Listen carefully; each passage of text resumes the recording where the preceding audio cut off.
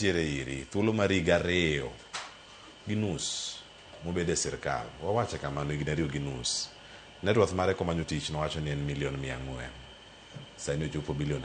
Sirkal nigi pesa. Ing'eni Oscar owacho gimoro ka to duor bende omede. Iwacho ni mibadhi. President Uhuru nowacho chieng' moro ni sirkal lalo $2 billion odiochieng' kodiochieng'. $2 billion ni nitiere kuond modhiye. Nitiere bende gimomiyo ji dwaro mondo mi gibede tend migepegi. Mondo gine kuma ginyalo bet ka ginyalo yude konyruok.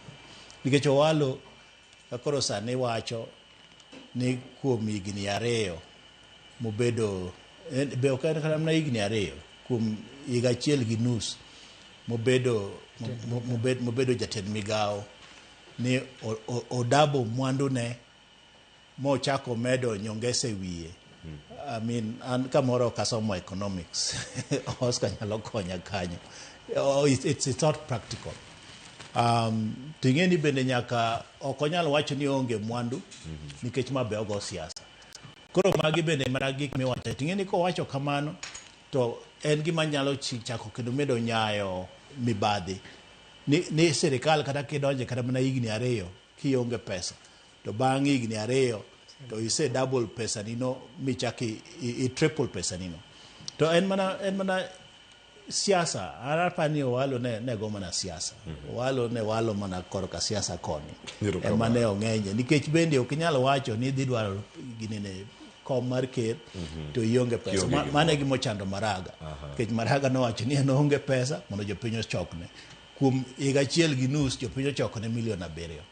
So mago gin gik ma ko wacho ni en gi pesa to ji biro wacho ni Owalo nigi pesa kada wachak timang'o wachak ng'iye. To ananeno ni gino biro nyadiriyo. Obiro confirm gima ne wawacho ni mibadhi ng'eny ei sirkal. Kidonjo ei sirkal tinyalo jako gik moko kanyo.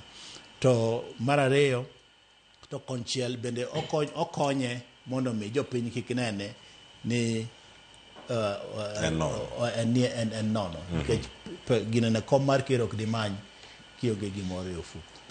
Oscar, ine Owalo riambo.